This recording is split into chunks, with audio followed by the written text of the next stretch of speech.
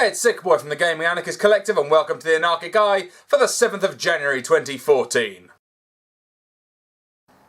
Well, I'd be lying if I said this was really unexpected to me. However, Metal Gear Solid 5 Ground Zeroes has received an ESRB rating. It's coming out in March of this year and it is going to include sexual violence.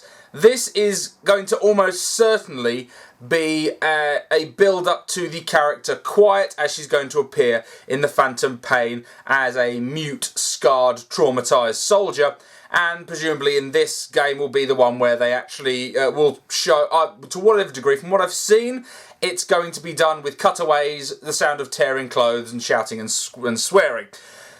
So I've seen a lot of people are talking about this topic, and I just want to have put my penny's worth in now.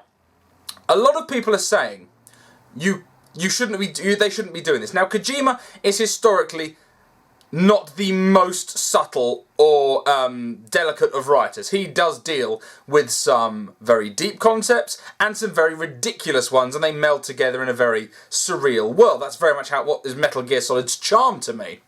A lot of people are saying that you shouldn't rape a female character in a game as part of her story arc, because all that does is traumatise you, it's not a backstory.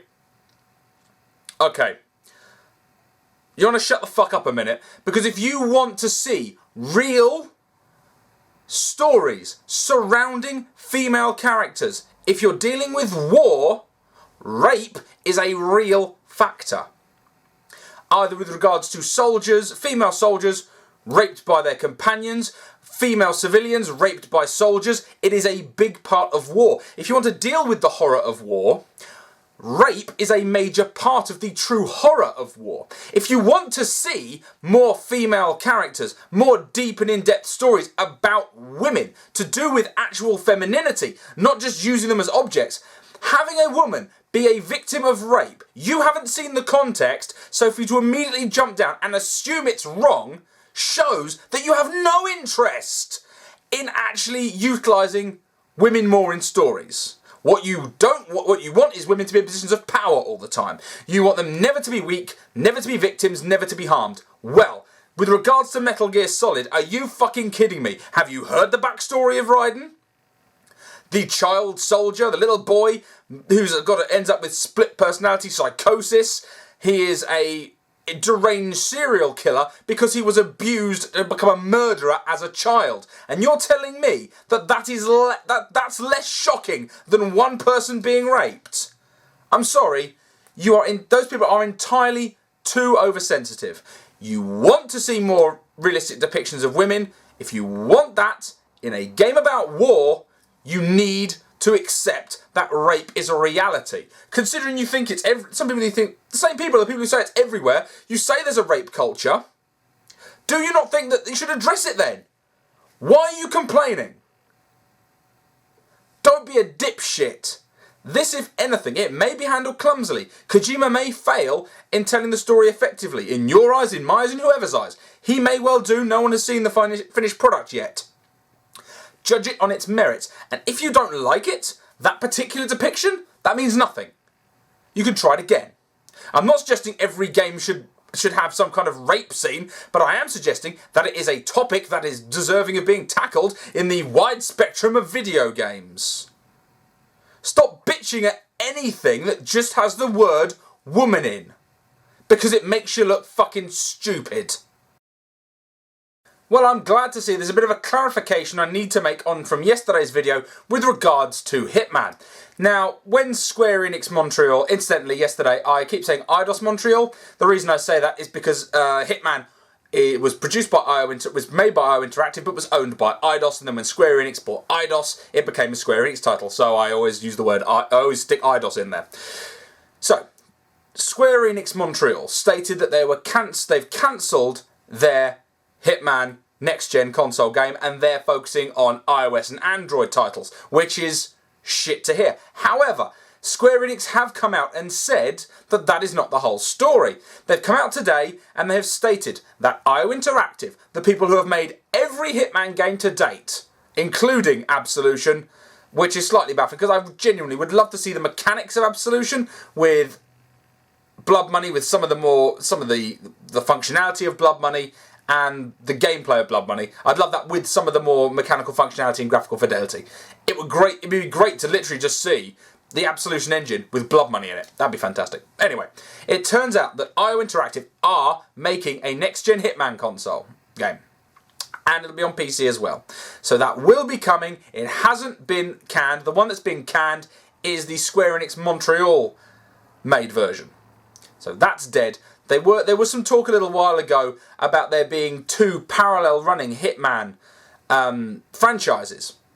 I don't know whether they were going to have one follow the story of the young girl, a name I've completely forgotten, from Absolution. Unfortunately, that storyline just... Phew.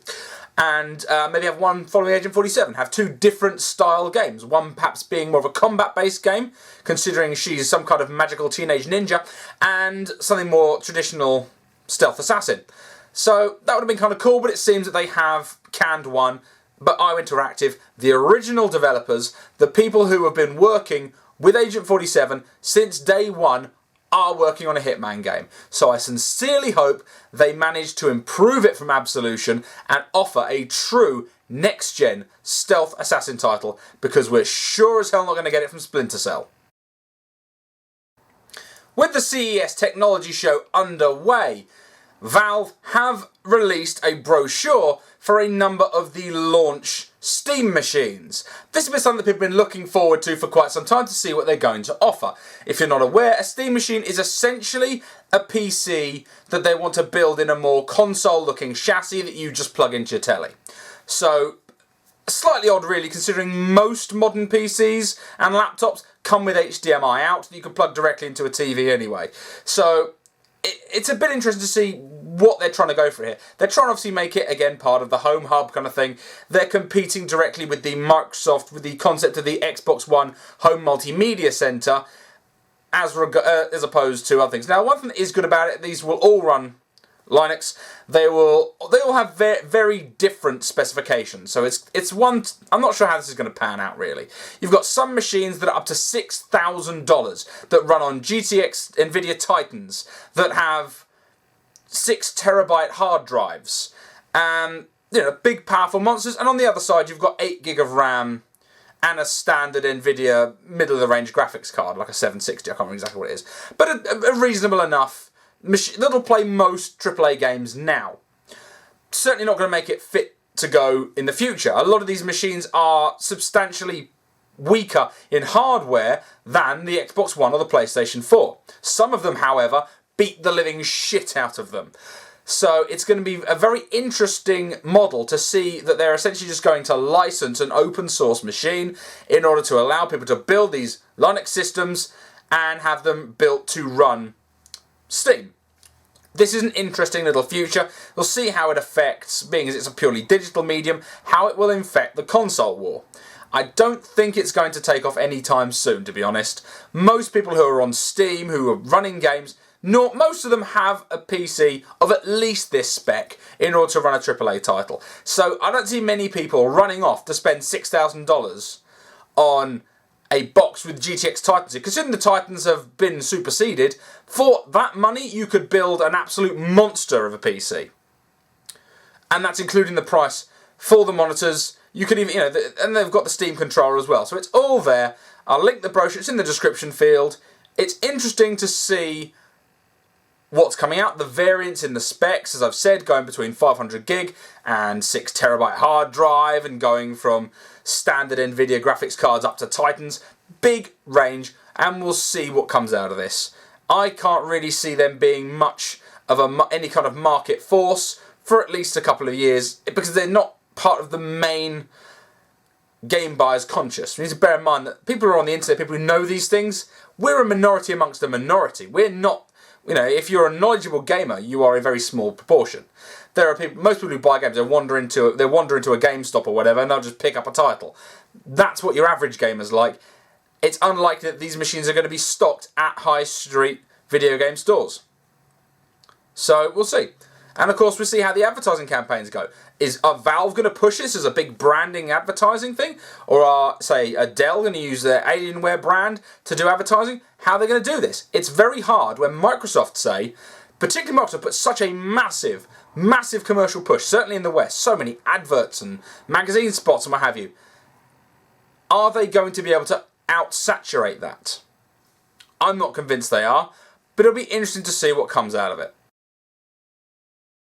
Something else that's come out of CES is the PlayStation Gaikai service has now been demoed, and it's been called PlayStation Now, and they've shown that people can be playing games on the Vita. So they showed, I've got a link in the description where someone was playing The Last of Us on a Vita, which was being streamed from a server that was all the way down the hall. And apparently it has no lag.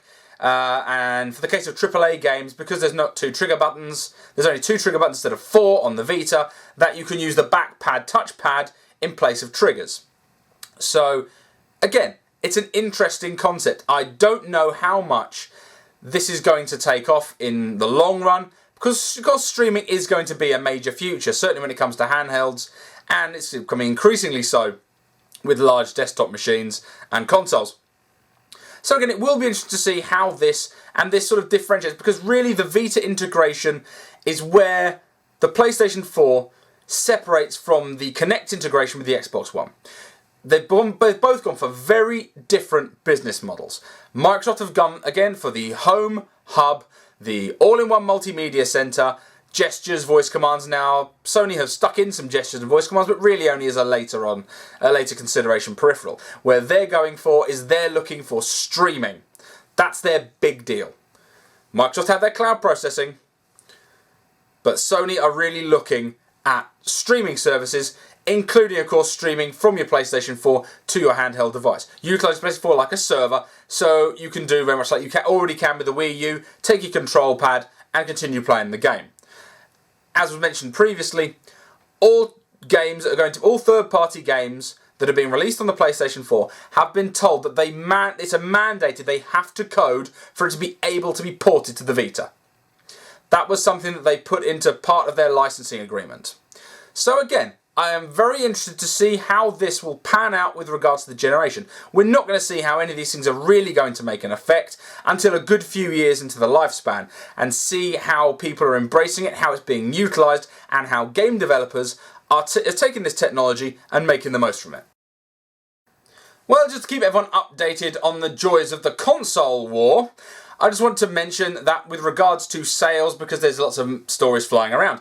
For the stories that I've seen, a lot of people have been saying the Xbox One has sold 3 million units in 2013 alone. Now, of course, that's in just little over a month, and that's in, I think, 13 countries it launched. Now, that is a significant launch number. As I said before, it has outsold the Wii U.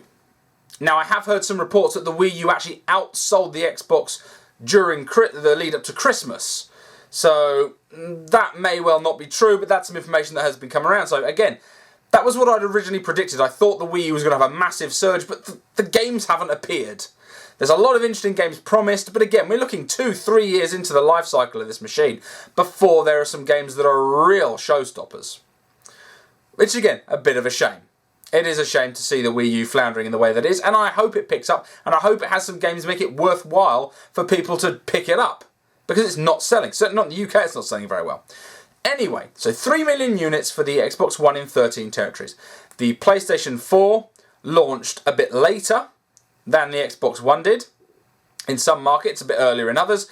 And that has sold 4.2 million units. Now, I can't remember off the top of my head the amount of territories that it launched. However, bearing in mind that this does not include the PlayStation launch in Japan. I certainly expect the initial launch window sales between the Xbox One and the PlayStation 4 that Japan is going to overwhelmingly go for the PlayStation 4. That is a given, I'm sure. So we'll see what happens. Again, this is all such early days. People who are looking to pick a winner. I mean, don't pick a fucking winner. I mean, personally, when I mentioned yesterday the PlayStation generation, as it's known, because it was the biggest console of that generation. What did I have the most games on? The PlayStation 2. What did I enjoy the most? What console did I enjoy the most between the Xbox, the PlayStation 2 and the GameCube? The GameCube. Its exclusive titles are the best exclusive titles. And I'm including the fact that the Final Fantasy was exclusive on Sony at the time. just the Resident Evil remake alone makes that console worth buying. Even now, go buy a second-hand GameCube and go buy a used copy of Resident Evil Remake, 1 Remake. It's fucking phenomenal. It's the best Resident Evil game there is, really, because it optimised the graphics were just slightly better than PlayStation 2 quality, and the gameplay was far better than the original PlayStation 1 titles. So I'd say for me that was the sweet spot. A lot of people may say Resident Evil 4, but I liked the old school stand and pivot and the more horror rather than the action aspect. But that's by the by. So again, we will see how these sales go. But for those who are choosing to pick an argument based on sales at this point, anyone saying 3 million sales, shut the fuck up, 4.2 million sales, shut the fuck up, that's where we stand at the moment. The PlayStation 4 is leading in sales. That's where it is. 30% more, over 30% more sales. That is the fact as it stands right now. Now, as a brief follow-up to yesterday where I mentioned about Resident Evil, and they were saying that they pinned the demographic at the late 30s, early 40s, and they felt that those people were not really their key demographic and they weren't buying enough Resident Evil games. That's why the series has not been having blockbuster results. I'd just like to just return back some of the feedback I've been receiving, because I asked people to say, if you're a big fan of Resident Evil, tell me how old you are, and tell me whether, just tell me how old you are, tell me what you think about the series. Now, I've had a massive, wide range of age brackets here. The youngest person to reply was 16 years old, and who claims to be a die-hard fan of Resident Evil. Has played all of them and been playing from a very small child. Up to somebody who was 47. So what you have here, Capcom, okay, is a demographic of more than a generation. You're looking at 31 years between this whole group. You have a whole group. You literally have everybody. Like, literally, you could say anybody born in the 70s, 80s, 90s, it's potentially your demographic. And the people born, sort of around kind of my brother's age, again, sort of born towards the end of the 90s, those kind of 16-year-olds, there are people who are still playing Resident Evil. The game series sells well. You have clearly a broad demographic. If just my video is worth going on, literally teenagers, people in their 20s, people in their 30s, people in their 40s have all come out and said they love the series, they loved how it was, they don't like how it is, and frankly, a lot of them have said, because you have basically pigeonholed the older gamer, they don't want to give you any money anyway. So well fucking done for a complete self-fulfilling prophecy. Because what this stupid bloody statement was, is justifying why you couldn't sell COD numbers. You sold over 5 million copies, I think, of Resident Evil 6, and that game was the weakest game in the entire catalogue of Resident Evil games. Really, other than Gun Survivor. In fact, some people probably argue that Gun Survivor is a better title. I mean, come on. What the fuck are you doing? You're getting the sales. What you aren't doing is making your fans happy. People bought Resident Evil 6 because they wanted horror. It looked like a return to horror. And it wasn't. So what does that tell you? Follow the market, because in the average age of the gamer is around about the age that you're saying is too old to game anymore. That's the average age of a gamer, fucknugget. Like I said, it's mainstream now. It's getting big. So teenagers up to people up into their middle ages are all gamers. There are plenty of 40-year-old gamers. I'm sure there are plenty of 50-year-old, 60-year-old gamers. The demographics on my channel, I doubt that the people who are 60 plus watching this are all people looking for their grandchildren. Gaming is a very broad demographic because it is a massive multimedia experience now. It is not a niche child audience anymore. Step up. Join the new millennium. Hello, come on, we're 14 years into it now. Could you at least catch up with the year 2000? Because we're at 2014 and you still haven't grasped that what you are is a key player in a market that is the fastest growing entertainment medium in the world. Fix your shit. Anyway, guys, you have a look through the 2020 vision of the Anarchic Eye. Thanks a lot for watching. I'll catch you guys later.